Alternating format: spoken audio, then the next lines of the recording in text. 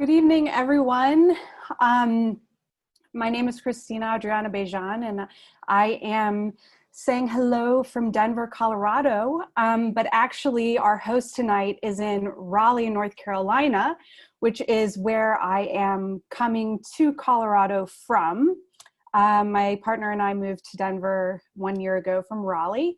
And Emerge was my artistic home when I lived in Raleigh. We produced a number of shows there and events. And I'm so honored and privileged to collaborate with you guys tonight. The reason we're all meeting this evening is it is the book launch, the global book launch for my poetry book that just came out, Green Horses on the Walls.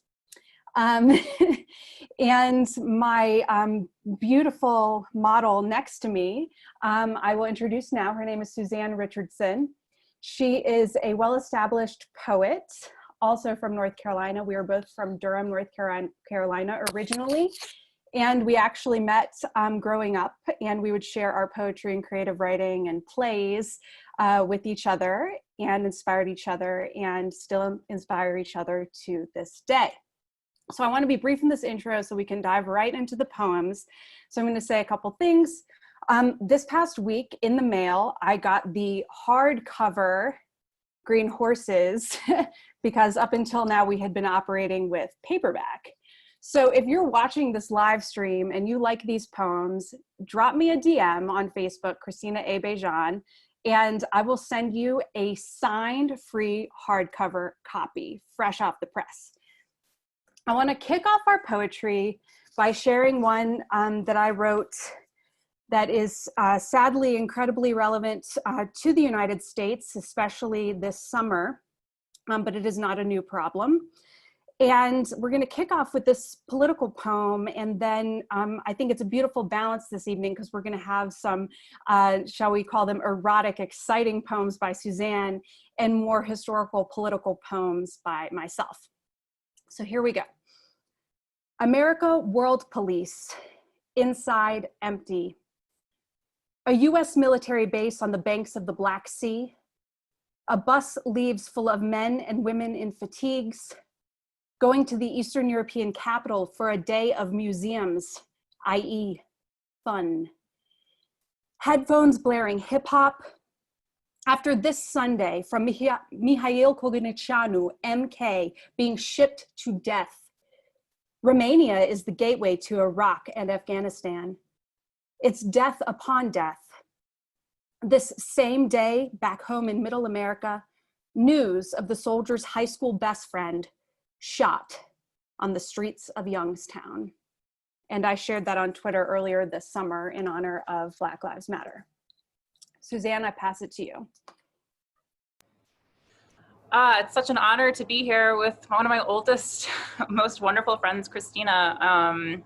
I'm sure we imagined this moment at some point when we were teenagers writing poetry in our journals, but I want to thank Emerge, I want to thank Cristina, and I'm really excited about her text, as you should be. Definitely DM for that hardcover for sure. I'm going to start off with a poem that's COVID inspired. So if you're feeling flattened by COVID and you don't want to hear about it, you can maybe, tune out this poem. But this poem is called Sex During Social Distancing. And I would argue it is political. Sex during social distancing. My hair smells like shampoo, but there is no one here to smell it. I am told to sex a shadow. It is safer than sexing you. I am told to love a pixel. It is round and in the shape of you. I am told to buy liquor and a gun if this never ends, an escape. I am on a journey, not a physical one, or maybe it is. I am still here, 60 days. I am waiting, need to be touched. My pussy tastes like pussy, but there is no one here to taste it. Cake batter, too dangerous to eat. It is spring and leaves are coming out of me, so shiny and tender like baby bat wings. It's the worst time to try to love someone, and yet here I am. I stay up late at night, vomit coughing, but I want you. Turn down the music, turn on the news. The dead are wrapped piled like grocery store bouquets, each day a new level of decay, each day a new telegenic message.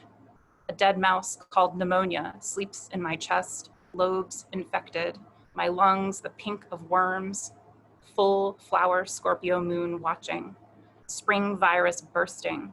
The garden only grows rubber gloves now. If the economy collapses before my lungs, please tell me you want me. That's how close I want to be to you. So close, you replicate me, shed me, spread me, leave traces of me every place. Don't put on a mask yet. I still want to see your face. I'm told to make my body still, shelter, cover, sleep, but I can still dream. Fuck me like a lake. Fuck me awake. It's not wrong.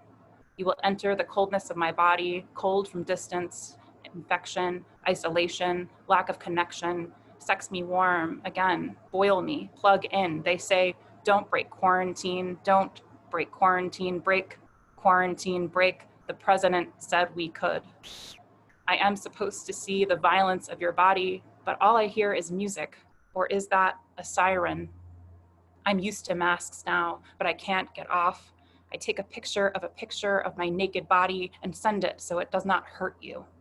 Did you finish? Did I? Can we get there? Are we nowhere? Our orgasm lost in outer space soup? I feel a rug. I feel the chair. I feel the floor. I married my couch. Only intimate with objects now. Only safe with objects. I am a human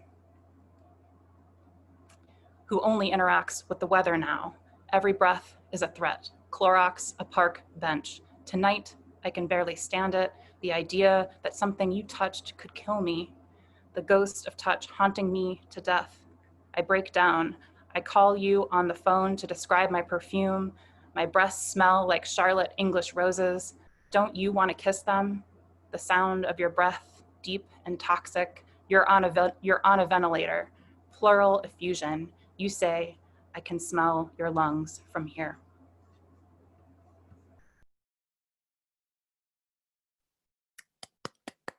Wow, Suzanne, such an urgent poem, my goodness. You know, what we are all going through. Just, I mean, I'll be honest, I haven't had the courage to write about what we're going through. So I commend you. A lot of my poems, and I know that many from the Romanian community are tuning in tonight. I also have to note that the sun on my face is the Colorado sun. So anybody who's familiar with this part of the country knows that sunshine is basically all the time. So that's what's going on right now. My poems, I write a lot about my Romanian heritage and my family history. So this is just a little summary of what it's like to be part of the Romanian diaspora. And it's a good example of my poetry because it's clearly meant for the stage, and most of these poems have been performed as spoken word poems long before I ever thought about publishing them. So here we go. I'm from a tricky diaspora, an assimilate quick diaspora, a red lipstick, high heels, and skinny perfume cigarettes diaspora. The only thing we are known for is not exactly in our history, Dracula diaspora. Maybe that's why we say we're from anywhere than we actually are from. Je suis à Paris. And I can't actually hear the parental accent, diaspora. My siblings cannot pronounce our family name correctly, diaspora. A too suspicious and yet too trusting diaspora. Shh, don't talk or they will hear you, diaspora. A country that you've never heard of, diaspora. And I silently understand 8 languages, diaspora. A no pressure to get married ever, diaspora. A sex is healthy and beautiful, diaspora. And any race is more beautiful than Caucasian, diaspora, unless you're a Roma gypsy, diaspora. A politically totally confused diaspora, a Reagan realpolitik diaspora. Ah, so you're telling me all healthcare isn't free, diaspora? All education is always on full scholarship, diaspora. Oh, what? You don't have at least 2 graduate degrees? Doctor, diaspora. A knowing the world map, diaspora. A spiritual but not religious, diaspora. A never knowing your grandparents, diaspora. A family history so painful that you just never talk about it, diaspora. A rejoicing through tears when your country's dictator is assassinated, diaspora. A real appreciation for a pair of blue jeans, diaspora. A not so ancient history of wearing denim on denim, diaspora. A deep understanding of the origins of rock and roll, diaspora. Ce frumoasă țară e Romania? What a beautiful country Romania is. Is it? Dar, in SUA avem un viitor. But in the USA, we have a future. You don't have to be from our diaspora to have heard that one before. So that's a little performance. I'm going to move on to a next shorter piece before we pass over to Suzanne. So communism really is the theme of what I selected for tonight. And this is just a little taste of what that's like for first generation Romanian Americans. So it's called Nu e rolul meu. It is not my role. We sat across from each other in this Camden pub, both blonde, both 5'5". One is a professional model, guess which? The other, a roving intellectual. Last time I saw Mirella was in a photograph, black and white. She was brunette then and very tiny, wearing an ie, the traditional Romanian blouse, standing next to Moș Crăciun, Galaț's Santa Claus. You know, Chris, you were my Neverland. I-am zis că am știut, pentru că ea a fost la fel pentru mine. I told her I knew that because she was the same for me. I lived for the next box of toys and clothes, for our grandmother to return from a trip and tell me of you guys. Through photographs, you, Anna, and Gabi were my family. I'm not close to my parents, you know? But when bunica noastră died, when our grandmother died, it all stopped. No more contact from you. And no one ever told me why. I asked my father over and over again and nothing. Our fathers are different, I told her. My father's serious, yours the family rebel. In that moment, I had the chance to tell her, but she was so happy. And I decided that nu e rolul meu. It's not my role to tell her that I had been told her parents tried to starve our grandmother to death for her apartment. It was 1994. Property had just been returned to Romanians by the state. They locked her in hers. A 90-year-old woman with Alzheimer's and deformed hands from a lifetime of filling medicine bottles as a pharmacist. My father only found out because a Galatz friend got wind of the terror and called him in North Carolina. I was 12, my sister was 10, and my brother was 4. And my American grandfather had been dead for 2 years. I know now that we forgive family, but that doesn't mean that we have to discuss everything. Mirella and I are friends now. Și nu e rolul meu. Thank you. Your turn, Suzanne. That was awesome. Okay, so sticking with my theme of sex, and I actually just wanted to give a shout out quickly to Rogue, the journal that just accepted that first poem, for accepting a poem that says fuck twice and pussy twice. So good job. It's harder than you think to place a poem like that. So this next poem, I want to thank No Contact Review or No Contact Journal for accepting. It took a long time to get this poem placed because it's also a little scandalous. But the title is What Do I Wear to Pick Up the Guy from Sober Living I Want to Fuck?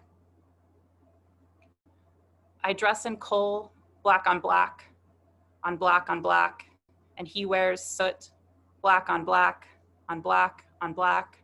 So nervous, I laugh. We order coffee, pitch black on black, on black on black. He puts in sugar, the packs, like it's Prozac, Prozac, Prozac, Prozac. He tells me about nights he OD'd on smack on smack, on smack on smack. Shadow arms, blue with tracks, how the world went tar black on black, on black on black. Electric between us, cardiac, cardiac, cardiac, cardiac. His lashes, lacy blonde, my hair dyed, which black on black, on black on black. Later, my apartment, surrounded by paperbacks, paperbacks. Tongue in my mouth, he pulls back, pulls back, pulls back, pulls back. Grinding the headboard, I claw his, slate back, slate back, slate back, slate back. His thumb on my lips, in my mouth, my heart beats heavy black on black, on black on black. Like a key strokes a latch, a latch, a latch, a latch. Eat me, zombie black on black, on black on black. He comes like a gun, kicks back, kicks back, kicks back, kicks back. His cries white in the gravel black. Don't hold back, hold back, hold back, hold back. Every muscle tenses, then relax, relax, relax. I feed him my lemon cake, first sweet, then sour, then the sweet comes back, comes back, comes back, comes back. When he leaves, sober silence. In my mind, I play it back, flashback, flashback, flashback, flashback. The morning after, I put on goth black on black, on black on black, like we never met. Go back, go back, go back, go back. Ashes to ashes, black to black, brought black, on black, thought black, hot black. Thank you. Oh my God, I absolutely loved it. I know I'm not alone because I've been reading the comments and Suzanne is bringing it tonight. What we really need is a stage. So yeah, I love the language, just because I've tried, obviously not to the same level, but a little bit with the Tricky Diaspora poem in terms of repetition, and then there's a poem later in the collection too. Suzanne is actually trained in poetry, so she knows what she's doing. Yeah, so but I've just kind of been fumbling my way through, and anyway, I still can't believe that I'm sharing the stage with you tonight, so it's super cool. What I want to say first is something I failed to say at the very, very beginning. We are not going on for 3 hours tonight. Our event lasts 45 minutes, maximum to an hour, but don't worry, we're not going to hold you here all night. So I wanted to continue with the theme that I felt most appropriate for both honoring my North Carolina roots, but also my Romanian heritage. And that is my first ever and only prose poem. And it is called Opening the Orange Envelope. So I'm just going to dive in. My veterinarian grandfather was arrested while ice skating on the open air rink in Galați in southeastern Romania in 1948 and disappeared to internment in Bucharest. Later, my pharmacist grandmother was picked up on her way to the train station in the early 1950s. Both were only guilty of being educated peasants and not members of the Communist Party. Both were tortured and interrogated. And both told their children that nothing had happened, but my father knew better than that. When my father left Romania in 1969 and decided to stay in the USA, he and his family knew what would happen. He became an enemy of the state. The harassment began full force on both sides of the Atlantic. The Securitate, the Romanian secret police, terrorized my family in Galatz and my parents in the States. What does this terror look like? Imagine no conversation being secret. Don't talk or they'll hear you, was the constant refrain in my grandparents' apartment. Imagine being followed everywhere, walking down the street, going to the grocery store, looking out the window from your home, and someone is standing there in a trench coat smoking, watching you. A secret police officer barging in on you while you were taking a bath and interrogating you in the tub naked. Worrying that everyone you talk to is an informant, because they probably are. This lasted for my family for 20 years until the fall of communism. My most vivid childhood memories from the 80s are not of listening to Jem or playing with Barbie, but rather they are of my parents routinely sitting us down in the middle of our house in North Carolina and directing us on the assembly line of putting together packages for our relatives in Romania. We prepared them with so much care, stacking the blocks of soap, old t-shirts, coveted blue jeans, and cartons of cigarettes. My father showed us who these packages were going to with black and white photographs he would pull out of an orange envelope. When he was sleeping or out of the house, I would regularly sneak into his home office upstairs and open the orange envelope and peek into a world forbidden to me. I just found out from my cousin, the model, who I only knew as a photograph for so long, that our grandfather had built a special bed for himself above the front door so that when the Securitate would barge in the middle of the night, they wouldn't see him and arrest him.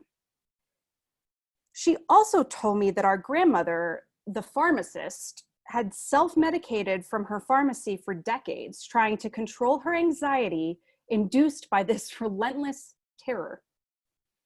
Morella also introduced me to the concept of inherited trauma and the studies done on the grandchildren of Holocaust survivors. It all makes sense now. Our great uncle was on the canal for over a decade, Romania's most notorious labor camp. He returned to his wife, who had waited for him, in his village Crazy, and he died shortly thereafter. Morella left her promising modeling career in Bucharest to be a psychiatric nurse in London. And I am Romanian American who grew up in comfortable North Carolina. I know that the word communism means many things to many people, but this is what it means to me. Thank you. You're up, Suzanne. So good. Just a while back, Cristina, she showed me and our other best friend Jenna around Bucharest, and it's one of my very favorite memories of being with you, Cristina, and being able to see Romania for the first time ever through your eyes. It was really special. And for those that are watching who are Romanian, I appreciate your country so much. Beautiful, really special, even with, you know, the history that's complex. It's a great place. I'm so glad you're writing about it. Okay. I am going to read another erotic poem. Are you shocked? But I think, you know, eroticism is like a good distraction from what we're going through, right? Maybe I feel that way. I'm not sure what other people feel. This is a poem that I still think is very much a work in progress. It's titled Lysergic Acid Diethylamide Blowjob. And for those that are uninitiated, basically that's acid. So LSD or acid blowjob. A koi fish throbbing in the neck of your lover. Did it always live here? You stroke it. Under his skin, a pulse guides the fish, flexing.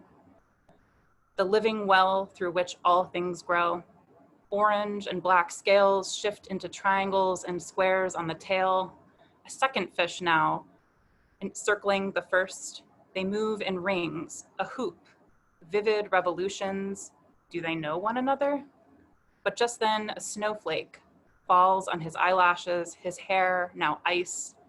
A crown gleams, a frost king, a snow sovereign. It is July, but it is snowing in your bed. You start laughing, and you want to speak, but you're afraid. You'll wake the frozen lover, the blue of his lips a stone you want to collect. Your astonishment steals you. Every pointed tip of him sparkles fresh and new, a statue. Fairy story. You worry he might crumble, but his eyes flood the bed with green, blue beams passing over your body with famishment. You never knew hunger was blue. When he turns to you, it's a kiss, a black and white movie. Your life in reels, he is strobing into you, the rat-a-tat of a super projector, super 16 millimeter. You want to speak, but you are full of him. Each time he breathes, a new film loads. In the dark, 8 inches, 300 feet of your life unraveling, you always wanted to be a star, in and out. Silent magnetic sound, the gelatin in your mouth melting under the heat of you. A machine. You are a reel. You are a wheel. Perpetual motion. You are a bicycle now. Are you being ridden? No, you're giving a ride. On your saddle, metal chains slink over crank, tube and rim. You eat and never feel full. A memory invades. Your first attempt. 15, drunk off Diet Coke and peppermint schnapps. A woodshed. He tastes like wood. Everything tastes like wood in the shed. The air, your nipple, wood chips stuck in your fishnets, and you lick and nothing happens. No rabbit or clown or magic tricks, just long licks that travel up and down an abandoned sawdust road. Is that what this film's about? Something quakes in the bed, snap back, black and white suits you. He is almost there. Rita Hayworth-worthy finish. Arch those eyebrows. You're in the pond again, a koi in your mouth now, but you have changed and the koi is the same. You're a fur-oiled seal flying through a cold mud ocean now, wearing a bib of bubbles, blink. But remember, you recognize this film, you know how it ends. A school of herring shoaling into you, the onrush of silver nectar. Oh shimmer, oh spring, your lips, a flower he is pollinating.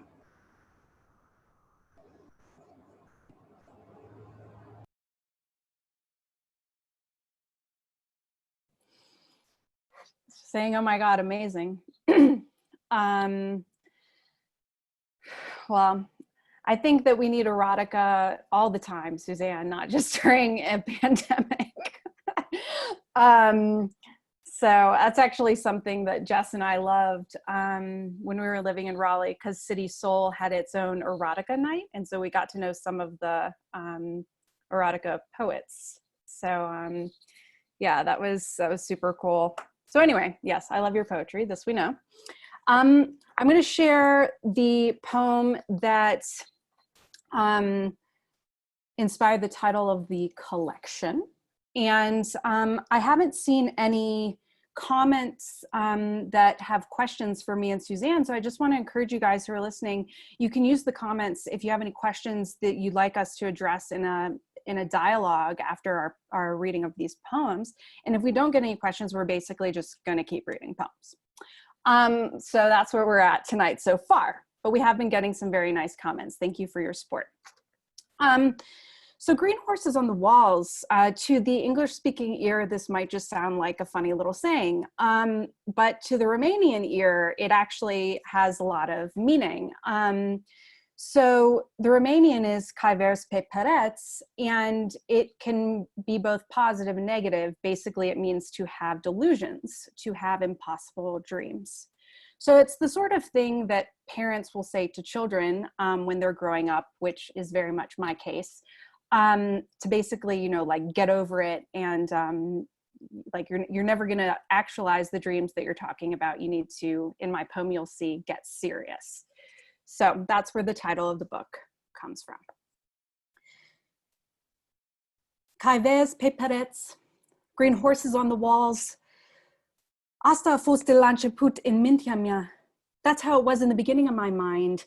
Visurile mele, my dreams, n-au fost posibile. Were not possible. Am fost nebună. I was crazy. Bătută în cap, hit in the head. Cristina, be seriosa. Cristina, be serious. Vredwar kai ves peperets. You only want green horses on the walls. Green horses on the walls. The Romanian expression for having delusions.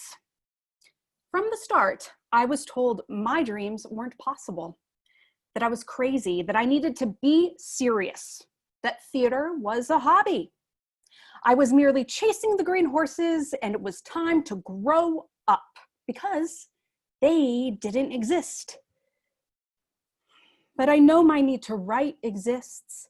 I know that the open page is the reservoir for my joy and pain.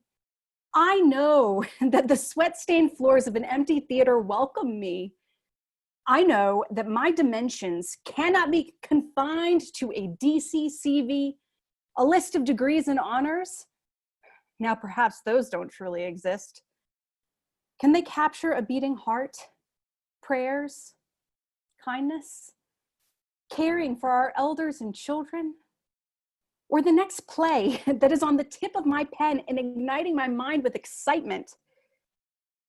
The straitjacketed list to DC Impress is what confines and lies. My truth is displayed on the open canvas of my art. My truth runs with the green horses through the fields, down Rockville Pike, and eventually all the way through the heart of DC 14th Street.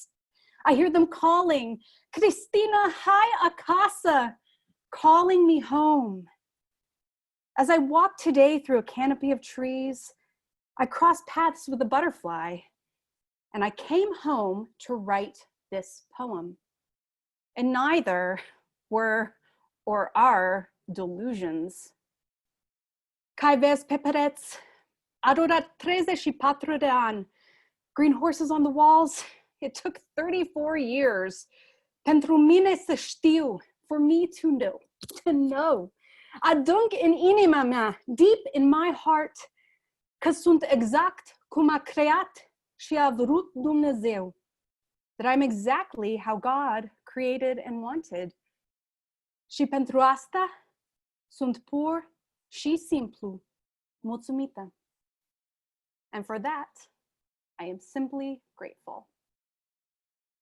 So that's Green Horses on the Walls. And I'm going to take this moment to explain the cover because my ancestors graced the cover of my debut poetry collection.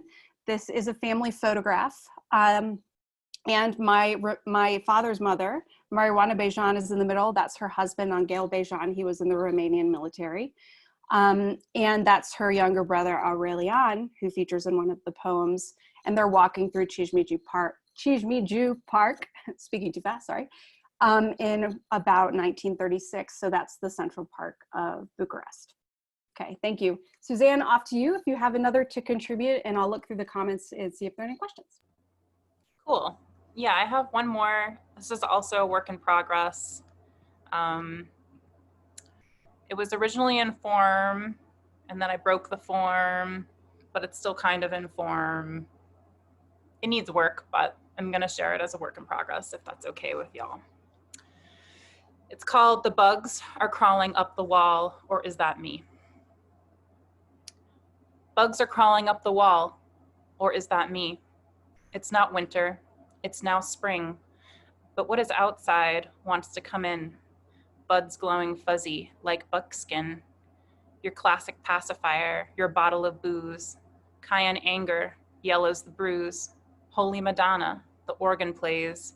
Between thorns and light, it's where she prays. She is always with us. 9 a.m., open the rum, mix with citrus, start the fun. What wouldn't we do for another Elvis? Addiction is a word, it cannot help us. I want you to stop, because I'm the joy pop. 24 packs, Molly, cocaine, panic attacks. Newspaper searching, my zodiac for a sign. Consult the Ouija, one last time. Down on my knees, beg stars to align. Will I ever leave my strung out Valentine? I use a word in that poem that's called joy pop, or that's the word. And it's actually someone who uses drugs and alcohol, but does not get addicted. And I found that word to be intriguing. And certainly it's part of sort of my own personal journey in terms of experimentation, that sort of thing. It's something I'm writing about. Just wanted to share that work in progress. Well, excellent. Yeah, I just want to say, you know, for Suzanne, she does have a website, a Tumblr, and I don't know what, maybe Suzanne, if you could drop that in the comments while I'm speaking. You can follow her work there. You can follow her on Facebook, Twitter, and LinkedIn, also Instagram. And so I haven't seen any questions, and I'm going to take that as an invitation for me to do one or two more poems to close us off right on time. Somebody asked in the comments, wasn't, you know, a question to either of us, but just saying, what are these poems about? So I'll give you a really quick summary. Erotica, COVID, politics, Black Lives Matter, crimes of communism, immigration, refugees, history. So hopefully that sums up what we've been talking about so far. So what I'd next like to share is one that kind of ties together a lot of the themes that are in my book. And it's not going to be easy to listen to, but I think it's pretty representative of the volume as a whole. So yes, I talk about communism a lot. How could I not, being first generation Romanian American? But the two other really big themes in this collection are mental health and sexual assault. So, and this Under Your Mattress piece is about all of those themes. So here we go. Under your mattress. Put it under your mattress, the money, the truth, the pain. That's my Romanian father's American mantra. Cristina, put this $200 under your mattress. Cristina, don't tell anyone of the rape, the breakdowns, the sexual harassment. Just stuff it under your mattress. No one looks there. I was told early on not to look in our family's secret police file, which was absurd because I was in that Bucharest archive every day anyway. When I told my friends that I was obeying my father's instructions, eyebrows raised. Romanian girlfriends are loyal to family, but they also don't take the bullshit that American women do. Cristina, asta înseamnă că trebuie să te uiți. Cristina, that means you have to look. I know, I always said. Under communism, there were no banks. There was no wealth. Every man and woman were equal, equally destroyed, equally in fear, equally invisible. But there were ways around the system, as there always are under oppression. Black market ruled, and all the good guys had a prison term as proof of their protest. Don't talk, or they'll hear you. So Romania was silent. People listening through the walls, making love to your wife, and everyone knows it's in your secret police file. I've read those truths. And the risk that they will raid is always there, looking for dissidents, looking for an excuse to torture, because frankly, everyone is just bored under totalitarianism, not allowed to go anywhere, not allowed to choose your job, not allowed to choose your apartment. So you drink, you smoke, and you fuck. Reduced to animals. Ambition is a no-no. Intelligence, the ultimate threat. So the agents burst in. They've heard you've been keeping a chicken farm illegally on the outskirts of Galatz. You know, saving money, defying the system. Bejan's protest, of course. N-avem nimic de ascuns. We have nothing to hide. Ba da, securiști, but yes, you have, the secret police bark. As they go straight for the bedroom and flip your mattress. So just seeing how we're doing on time. Looks like we do have a question. So Suzanne, okay. Suzanne, your work in progress poem is beautiful. It seems like end rhymes are becoming more and more of fashion in poetry. What inspired your use of hard end rhymes to contend with the themes of that particular poem?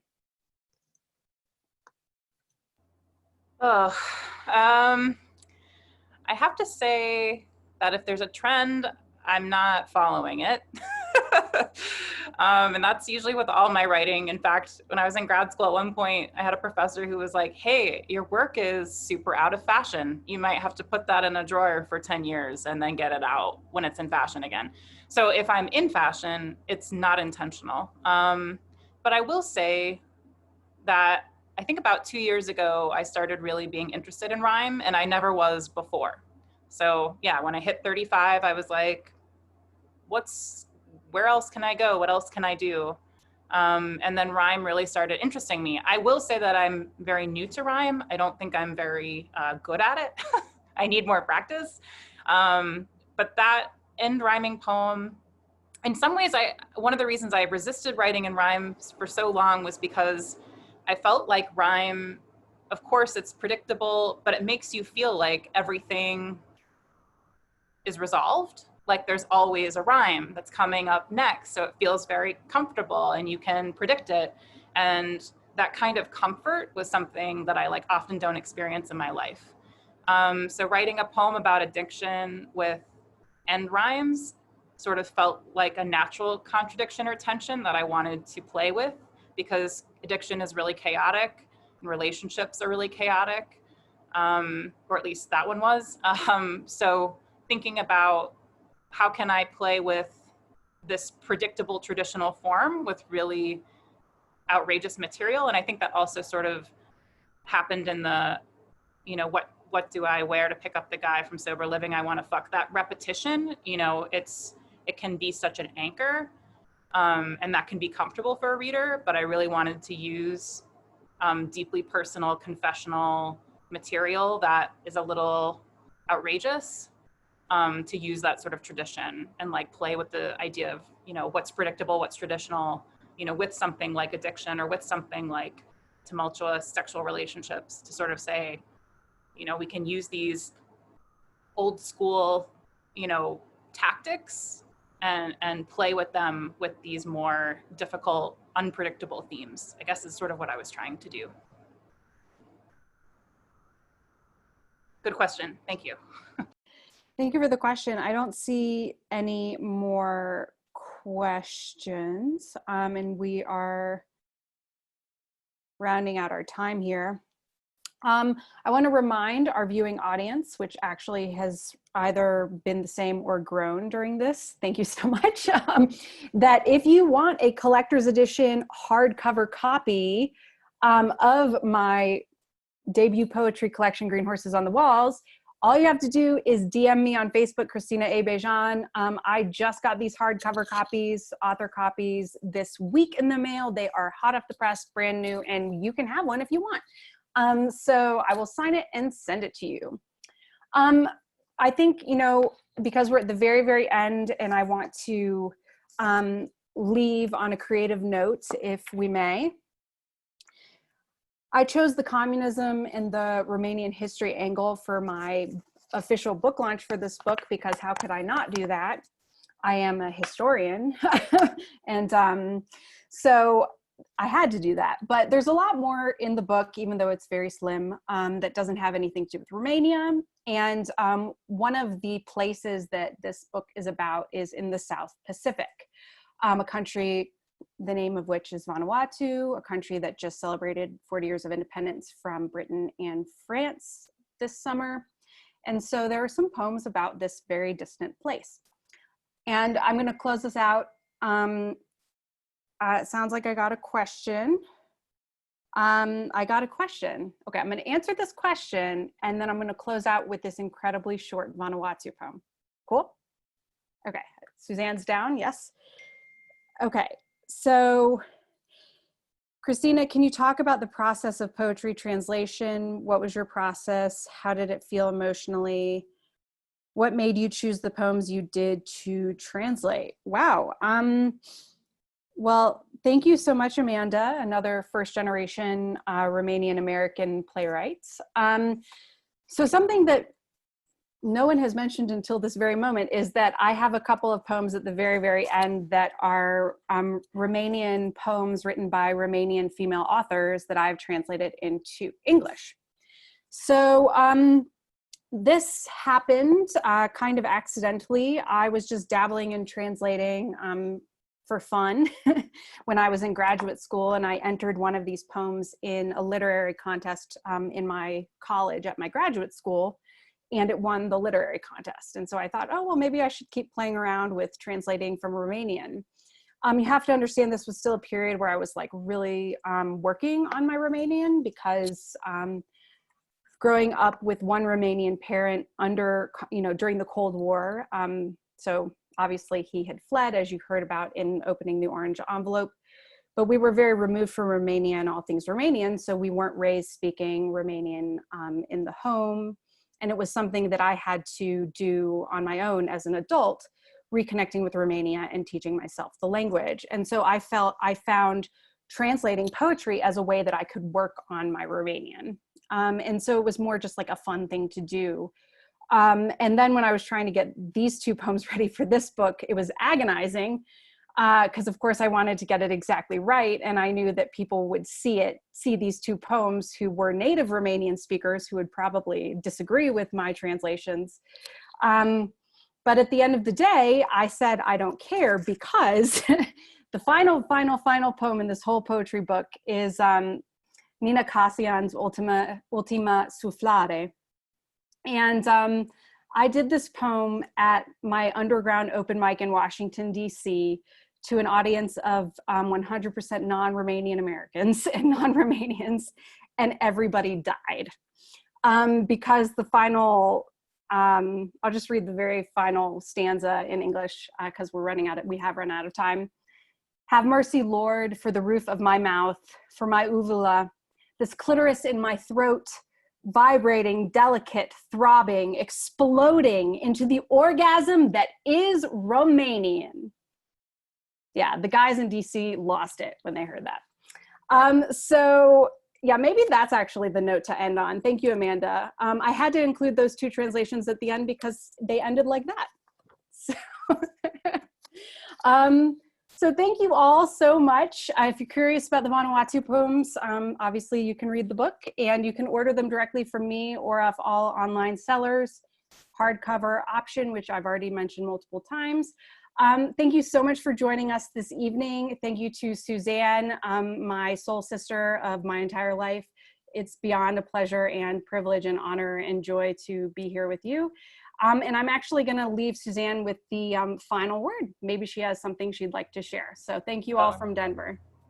Thank you all from sunny Utica, New York. It actually was sunny today, if you can believe it. The joke in central New York is that the sun never shines. But it was wonderful. Thank you so much, everyone, for coming. Thanks for the great questions.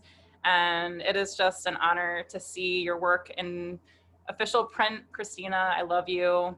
You're an inspiration, one of my dearest, oldest friends, and this has been really, really fun. So thank you. And thanks to Emerge for bringing us together during these apart times. Yes, thank you, Emerge. And thank you, everyone. So happy Friday.